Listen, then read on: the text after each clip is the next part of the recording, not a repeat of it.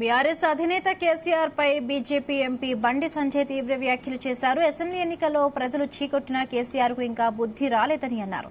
ఇప్పటికీ అబద్దాల పునాదులపైనే బీఆర్ఎస్ నడుస్తోందని విమర్శించారు. ఏపీలో 7 మండలాలను కలిపిందే కేసీఆర్ అని, ఆఫ్టర్ ఆల్ 7 మండలాలే అని కేసీఆర్ సైలెంట్ గా ఉన్నారని దుయ్యబట్టారు. వినోద్ నిజాయితీ పరుడైతే ధరణి పోర్టల్ ను అడ్డుపెట్టుకుని భూములు ఎందుకు కాజేశారని ప్రశ్నించారు. తాను లోకల్ వినోద్, నాన్ లోకల్ అని అన్నారు.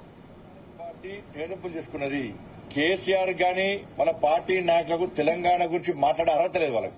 కానీ బీఆర్ఎస్ పార్టీ సింబల్ మీద పోటీ చేసినటువంటి అభ్యర్థి అపర మేధావి, స్వయం ప్రకటిత మేధావి, ఒక నిజాయితీ పరుడు అట.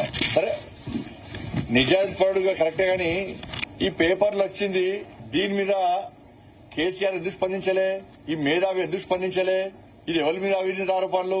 ఈ ఆరోపణలు ఎవరి మీద వచ్చినాయి? ఎందుకు మాట్లాడతలేరు? కేసీఆర్ కేంద్ర మంత్రిగా ఉన్నప్పుడే ఆయన మీద నీ మీద ఆరోపణలు వచ్చినాయి.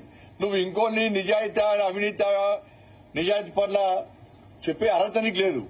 ఆ పార్టీని ఎవరు పట్టించుకుంటలేరు. ఆ పార్టీ సింబల్ మీద పోటీ చేయడానికి అభ్యర్థులే కరువయ్యారు. ఉన్నోళ్ళందరూ అటు ఇటు చూస్తున్నారు.